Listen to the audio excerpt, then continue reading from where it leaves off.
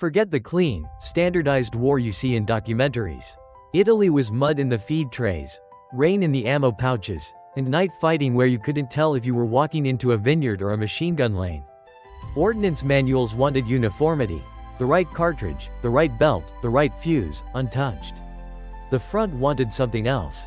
Visibility, reliability, a faster kill inside a stone building. So men bent the rules with tools, tape, wax, and nerve. These are the 7 hidden WW2 ammo mods in the Italian campaign. Number 7. Mixed tracer, ball patterns in MG belts. The helpful glow that could burn your gun out. U.S. Army Ordnance technical manuals treated belting as a controlled process. Correct links, correct spacing, and tracer used in prescribed proportions, because tracers ran hotter and could accelerate barrel wear. The idea was simple. Don't improvise your belt like it's a signal flare chain. In Italy and Sicily, though, gunners wanted feedback. In low light, ball ammunition vanishes. So crews broke belts and rebuilt them, sometimes one tracer every 4, sometimes tighter near the end of the belt as a warning the run was almost done. Men in divisions like the U.S. 34th Infantry Division in 1943 had reason to do it. If you can see strike, you can walk fire onto a window, a hedgerow gap, a ridgeline. It sometimes paid off in night engagements, especially when a team had to correct fire without a clear view of impacts. But there was a cost.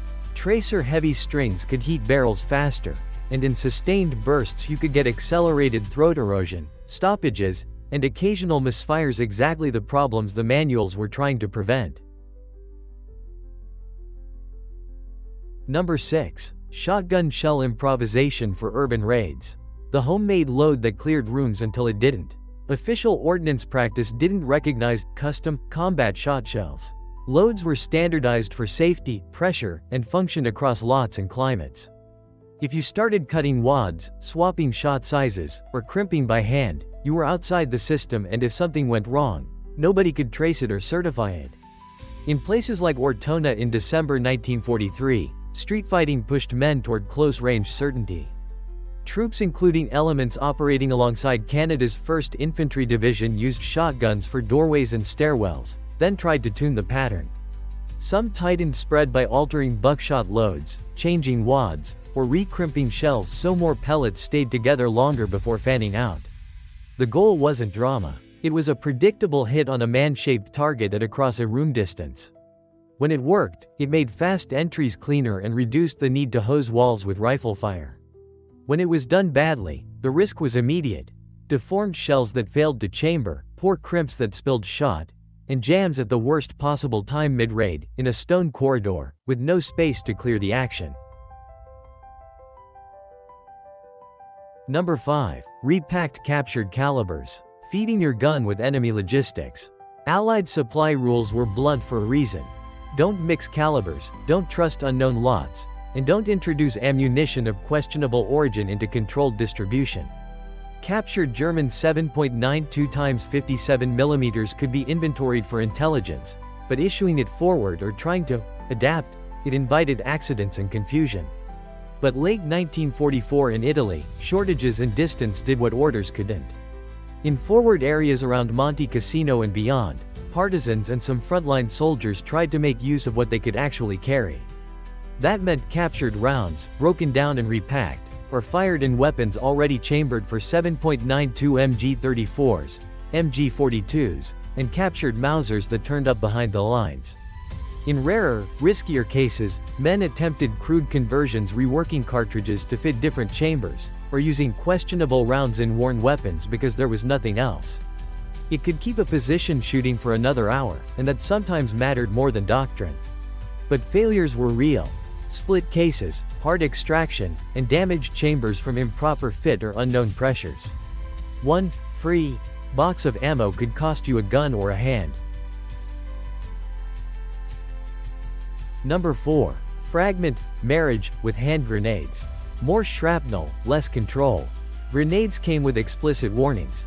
Don't modify the body, don't add materials, don't compromise the fuse. Safety distances and expected fragmentation were calculated around the issued design.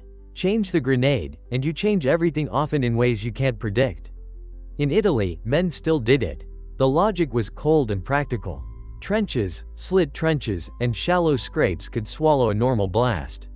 So soldiers wired or taped extra metal to grenades, nuts, bolts, scrap, sometimes pre-cut fragments, trying to increase lethal splintering in confined spaces.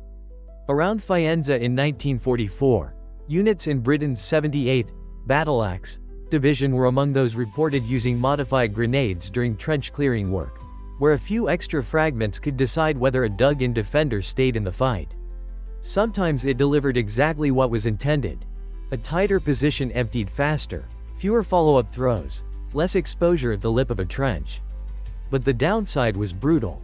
Added mass and irregular shapes changed throw distance and blast pattern. And unpredictable fragmentation sometimes came back toward friendly troops, plus the ever-present risk of fuse mishandling when you're building explosives with cold hands. Before we move on, if you were a platoon leader in Italy, which rule would you break first? Tracer ratios, ammo standardization, or grenade safety warnings? Tell us your pick below. And subscribe if you want the non-myth version. Next comes fuses, waterproofing, and sabotage. Number 3. Airburst fuse adjustments. A few turns meant a clean kill or a dead crew. Fuses weren't supposed to be a soldier's playground. Time fuses in superquick settings came with tables, setter devices, and clear instructions. Use the correct fuse for the mission, set it with approved tools, and keep your hands off improvised shortcuts. A bad setting didn't just waste rounds. It could bring fragments back onto your own line. Italy punished the textbook. In mountains and stone towns, a round that burst on impact often threw its energy into rock.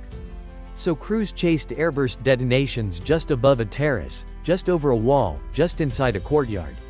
When proper setters weren't handy, men used whatever gave leverage. Coins, knife tips, pliers, even the edge of a can opener. Some nudged settings off the safe, conservative times to get a burst lower and sooner, especially in low-angle firing where a few tenths of a second mattered. When it landed right, airburst stripped cover and forced defenders out without flattening the building you needed to enter. When it went wrong, it was instant chaos. Premature bursts near the muzzle, rounds detonating short, and fragments scything back toward the gun line. That's the price of close enough math under pressure. Number 2. Waterproofing ammunition hacks. Keeping powder dry by breaking the rules of packaging. Official packaging was meant to solve weather, not tempt improvisation. Cartridges came in sealed tins, waxed cartons, and bandoliers. Small arms ammo was expected to function after exposure that would soak clothing and rot leather. The doctrine answer to rain was discipline. Keep containers closed, rotate stock, don't contaminate primers with oils. Then came Italy's wet season, river crossings, and days where everything lived in mud. Men started sealing rounds the way they sealed anything else. Clips and loose cartridges went into condoms, cut inner tubes, or waxed paper and tape. Some brushed on candle wax or grease at the case mouth and primer crude. Sealant, meant to keep water from creeping in during a wade or a night in a flooded foxhole. Others wrapped bandoliers in poncho scraps, then tied the whole bundle with commo wire so it didn't burst open during a scramble.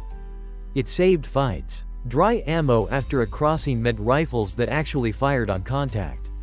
But it also created new failures. Oily rounds that slipped in magazines, wax that picked up grit, and primers contaminated by the very substances meant to protect them, leading to hangfires you couldn't diagnose until you'd already pulled the trigger. Number 1. Booby-trapped ammunition for sabotage. The round that looked normal until it killed the wrong man. Booby traps weren't a free-for-all in Allied doctrine. Formal guidance emphasized marking hazards, controlling captured material, and avoiding anything that blurred the line between munitions and safe objects. In practice, sabotage devices existed, but they were supposed to be handled by trained personnel, not passed around like fieldcraft. Italy's front and its partisan war made that boundary thin. Trap ammunition could be left in a box that looked like a lucky find.